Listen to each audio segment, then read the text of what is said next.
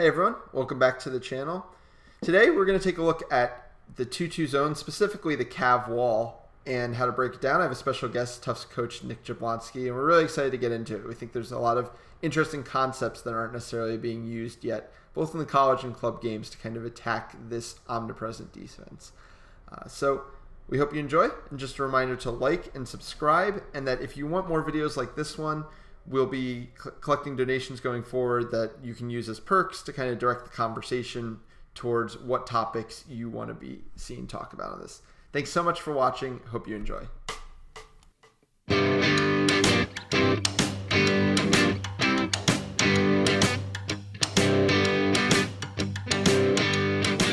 today we're talking about 2-2 zones and specifically the Cav Wall. I'm here with Nick Jablonski. How you doing, Nick? Hey, Ethan. I'm doing well. Great. So the first thing I kind of want to talk about is, I think, a misconception a bit in the sport, in that we tend to really use simple nomenclature to describe our zones, and that makes sense. It's the easiest way to understand it. So we'll say like your hoop zone or your bailer zone, your 2-2, etc. And the 2-2s, I feel like, have all kind of gotten grouped together. And I think the Cav Wall is different for certain reasons, and I think because we're grouping them, we're kind of not allowing people to fully understand. So to you, what's the difference between kind of the Cav Wall and, former 2-2 zones? So the older 2-2 zones played a lot on the ideas that the older bailer zone did, where you had the beaters kind of out in the field, moving around and trying to create pressure outside, whereas the Cav Wall tends to be a lot more compressed, and you tend to see a lot more people tucked in around the hoops. Yeah, I would agree with that. So I'm going to just kind of show that in two clips. So this is a clip from a few years back. This is the Lost Boys 2-2 zone that kind of became known as the Bailito, as kind of, I guess, a Baylor light is the idea. So Lost Boys are on defense here. Gambits are bringing it up. And you're going to see both where the defensive chasers and the defensive beater are going to meet it. Unfortunately, it's a little more zoomed in than I'd want, but we're a little limited on options for seeing this film. So you see how high the Lost Boys chasers are engaging. Not only are they engaging high above their beater, enough to be beat, but that's even with their beater. You can see he's not tucked on his hoops. You can see the hoops aren't right there. The way it's going to play out is that they're interacting this high. They're allowing point beats to happen. Their beater's stepping up high enough.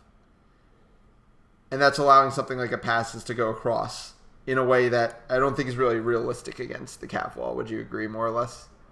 Yeah, I think the fact that you have basically four defenders tucked right around the hoops makes those passes very difficult. So we saw specifically where the chasers matched up against, where the chasers basically met the ball carrier in that situation. Now watch how the Cavalry chaser is different. How Casey Irwin, she's going to let the beater tuck her all the way in. You can see, it's a little hard to see, the keeper zone line is right here. She's maybe 2 or 3 feet above the keeper zone line. It's very different than when those Lost Boys players are beating her. And her beaters are tucked even deeper. You can see Monroe in the corner here, basically tucked right under the hoop. Mm-hmm. So I think that's the difference that people aren't noticing, and it's kind of limiting. It's doing a different job of limiting options. So let's talk a little bit more about attacking the zone. So philosophically, what are your concepts on attacking the Cav Wall?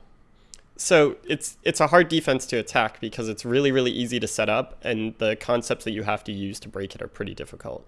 My biggest things are the ball has to change sides of the field very quickly, and it can't change it in the traditional ways that we used to see with the drive and dish across the hoops. Yeah, so the way I kind of think of it is in terms of areas of control. So the 2-2 zone, if you are at your classic ball carrier, like kind of where the point defender would usually meet them, they're controlling a lot of space, right? Right to left, they're controlling the entire area from hoops to hoops. They're doing a pretty good job controlling behind. If you tried to put a pass back there from top, it would get cleaned up pretty quickly. I think we both agree with the concept that the ball generally needs to go to the wing against this zone. And I think to understand why, it's that kind of same concept of control. And we're going to look at some videos in a second so we can kind of talk about there. In terms of area of control, if you swing the ball to the wing and their top player goes out to play point there and the two players stay on their hoops, their zone of control has lessened because they're basically in one straight line with the ball carrier. So everything right and left of that line is now wide open. This actually gives you areas to kind of manufacture offense out of, whereas if you're flat up top, everything is very controlled. You can't manufacture offense really in any ways. So the play that Tufts kind of runs, I know you guys call it breaker. Kind of talk about the concepts that you are looking to run there, and I think we're going to look at about 3 of those attempts after this. So with breaker, the main things that we're looking at are the moving the ball to the wing, like you said, getting the defense to shift towards a driver, which is coming from that wing option, and then they are looking to move the ball to, as you say, those areas of controls back up top or to the back as quickly as they can, and then that person is looking for options from back there after the defense has collapsed to the driver. Sure. So the game we're mainly going to be looking at is a game from late February between the 2 teams we coach, Tufts and Harvard. These are all going to be Tufts offensive outputs here. It's going to be the 3 goals you guys scored in this game. And they're kind of all going to be off of this breaker mindset. So we'll bring the play in. So I believe Bludger Control is with Harvard here. Like you said, it's a pass out to the wing. So it looks like there's an exchange of beats there. Like you said, that drive forces the pass to the back and the goal. Generally, I'd say how you want your players to run it. Yep, I would say that's a pretty good example of breaker. All right. So on my end, I'm looking kind of how to toughen up our defense and what went wrong. So in our rotations, and I think your rotations are slightly different, you can talk to that. When the pass goes back, one of our 2 hoops players is expected to crash to the ball. The weak side top player, so in this case is 00 here, is expected to crash down to hoops. And basically we're keeping 2 people at the hoops still with that crash. You're going to see that when this crash happens, both people that are supposed to be crashing to the hoops crash to the same area, left wide open hoops. So this shot shouldn't be this easy. I'm not saying it's not makeable. It's obviously one of your concepts in breaker, but that was kind of our breakdown there. I think that allowed it. In those cases, if the hoops are kind of covered, what's he supposed to be doing there? Is he still supposed to be looking to shoot? Is he supposed to swing it again? Or so the options there are you can pretty much swing the ball to, if you didn't notice, Athena on the right side, Mayor crashed that side. Right here. If the shift goes all the way towards the driver, that pass is wide open there. A lot of teams don't have the height and length that Harvard has, so a shot on that top hoop is often open, which is what we saw Heat do a lot against Cavalry. Right. And then there's always the option to reset the ball way up top and run it again and see what happens. Yeah. Like you were saying in that Heat Cavalry game, Heat was kind of reacting to somewhat new strategy, and their strategy was just kind of get close enough and rip a shot at the top hoop. And they scored a good amount of goals in that game. They were almost out of range. Yep. Let's move on to the second time you guys attack this zone. So once again, I think Bludger Control is with Harvard. No, it's not. You have Bludger Control. This creates a change here because this beat forces us into a rotation, which is something that my players are told not to do. I would say that Leo here is actually too far out of the way we want to be playing the zone. It's almost more of that Baylito where the players are playing up rather than the Cav Wall where everyone's supposed to drop off of any tap beat. Yep, your beater is also very high up in this case too. Correct. Yeah, that's definitely just soup being soup. So we'll see this rotation. Frankie's going to have to step up here. And then you're basically going to run the same play again. And because of that, this rotation, nobody's able to basically be a second defender there. Easy enough goal. So again, basically same concept from you. Different mistake made by my team this time.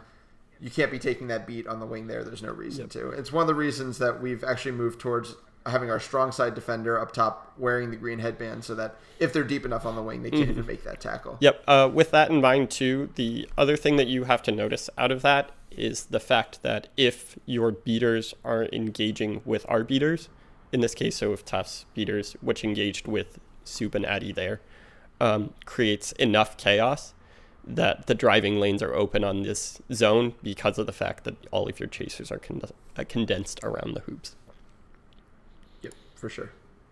All right, and we'll go to the third goal you guys scored in this game. Same concept again, minus the bobbled pass. So this was, the mistake here is actually a coaching decision. So what I told our weak side hoops defender to do is actually cheat to this pass. And that kind of unveiled your second option in your breaker play, which I assume is kind of this weak side pass, which is the concept that I had my kids working on as kind of our main option. which I think we'll see on the next play. But basically, it's just opening that option. And I think we both kind of agree that it's all about talking this weak side, right? Because the weak side's the only place where you can get a numbers advantage against the 2-2. Yep. You have your weak side behind the hoops, you have your weak side wing player, and the weak side hoops defender can only cover one of those two people. That said, you could also argue that our beaters were slightly out of position here. But that's both these. Yeah, that's part of the drive, right? Is the fact that as we're driving, our beaters should be engaging your beaters in some way. The problem with the 2-2 zone from an offensive standpoint is if the defending team has control, it's very, very hard to get control out of it. So a lot of the concepts that we talk about are just the idea of creating chaos within the zone, which is where the zone tends to break down, is when you have to discuss shifts in communication like that. Right. In this case, though, your beater didn't really attack here. Our two beaters just clumped for really no apparent reason. Hypothetically, your beater attacks Addy here. Yep. Exchange beats. Daniel has to step across. Exactly, and that opens it up. Instead, Daniel just stepped across himself.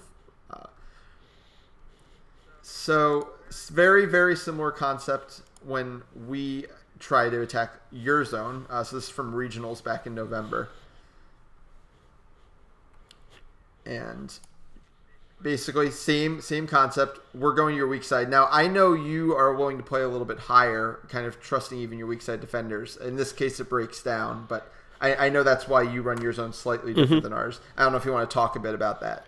So the reason we run ours a little bit differently than Harvard's is we don't necessarily have the length to block those shots right around the hoops. We started experimenting with a lengthier matchup later in the year.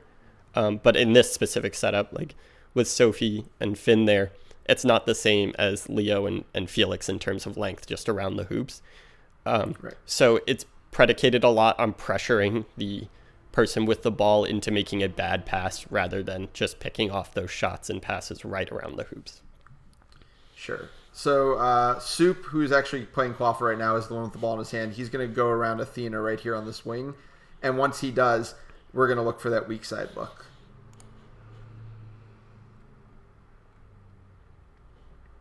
And the ball gets dropped, but hypothetically, if it wasn't, there's a good chance that that's a goal. Or even after the drop, it could have been a goal if he just made that shot. So part of that is the same idea. We saw Finn kind of cheating our that backside look.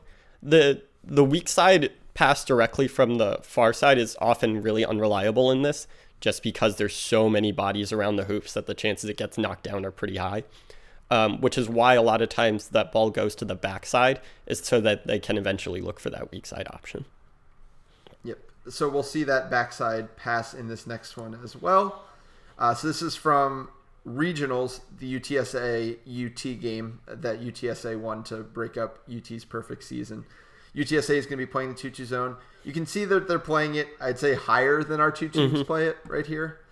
But they do have kind of Daniel Williams. You can see the aggression he's using to try to keep these tap beats from happening. And I think part of that is if you look at the height of the two UTSA players at hoops, it's a big difference between like the lankiness that Harvard has. Right. Now the concept we can't see, we'll see it a second in the play, is that there is a UT beater all the way behind the play with the back player. Now, this is a concept you didn't see in any of our plays. It's something that I'm kind of interested in when you have bludger control, because you can benefit from the fact that that one beater has to stay centered in the 2-2, right? They can't go interact with you even if you're hanging out all the way behind their own hoops. Because of that, you can kind of get added security for everything that goes on behind those hoops, the passes around, etc. So we'll play it out. And you can see that as much as we said they started high, he's still faded here. He's all the way back on his keeper zone now. He didn't take that tap beat. Same thing there. So that's what we're seeing again. Those differences. So pass out. So they're running in a bit more of a box. So it was more of a pass in the corner and then this weak side pass. I don't think it differs hugely in execution. Just kind of. I think the pass to the back angle. So right now you can see Tate, the UT beater, all the way back there at the back. I think that if the player making this pass right now that we see in this freeze frame is in the back there, I think the pass is a little bit easier. It's just the the team that is making the original pass, the person from the wing, has to be willing to drive, and we don't really see that in this play. Right. And if we want to talk mistakes, from the defensive side, I don't see the point of both of these players stepping here. She has no shooting lane there. Like, these 3 players should not be grouped or maybe these 4 players should not be grouped that tight. I think that's just as much as, people talk about kind of a very disciplined zone, this is definitely kind of, I would say, a break. I mean, that's the goal of this whole concept, right? Is that people tend to panic when the ball gets put into unusual positions. When the ball's up top, this zone, people are perfectly comfortable to stand in front of hoops. But as soon as the ball moves to the wing or the far side, you tend to see these scramble drills like this. Right. I just want to watch the rotation as it happened. So Williams actually slightly pressures ball, which means he's kind of lost track of his zone. And it looks like, I think this female chaser is actually going to make the step out, which is going to cause the problem. Mm-hmm. Yeah, so she steps out from across, which means the keeper has to be especially if the top player that's checking down is also checking down outside, the keeper has to stay a little flatter. Regardless, this play is actually bobbled, so it doesn't result in a goal, but that's not really about the execution. I think that actually brings to the point of why this 2-2 zone is going to keep being so effective, specifically in the college game. I think one of the reasons we're not seeing it as much in the club game is because every top club team can zip 4 passes around the edges of a field very efficiently, hypothetically.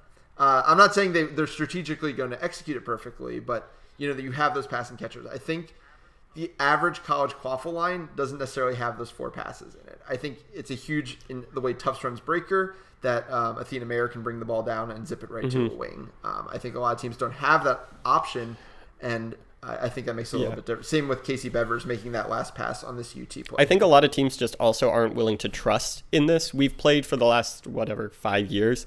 We have seen the Cavalry style kind of bring the ball up, just use those passes to kill time until the beaters can make a move, and then have your best driver, who's often your best passer, drive and make that one pass. It has kind of led to the lack of development of this kind of idea.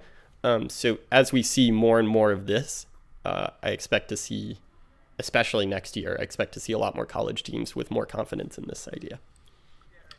Yeah, and I think you talk about the discipline. We've both watched this whole UTSA tape, and I don't think UT ever goes back to this concept a single time the rest of the game. Even though it worked perfectly, obviously, minus the drop pass at the end, but that's not an issue with the strategic concept. They never go back to it. And even, I've only watched parts of the last live stream between the two teams because it was a little choppy. But even then, UT was kind of trying to go back to the mid-range shot version, when I think this version has a much higher kind of probability. Yeah, and I think a lot of that is a lot of teams don't see the value in, quote-unquote, a good look versus a goal. The point of the playing against the zone, you're looking for those good looks rather than just goals, right? Like, we talk about it all the time with Tufts, that breaker is maybe a 60% success rate against these kind of zones. If they're run well, and that's got to be good enough with the way it works right now. Awesome. So that's going to do it for us today. We hope you enjoyed. We hope you like and subscribe. If you like this type of video, definitely let us know going forward so that we can put more out like this. But thanks again, and take care.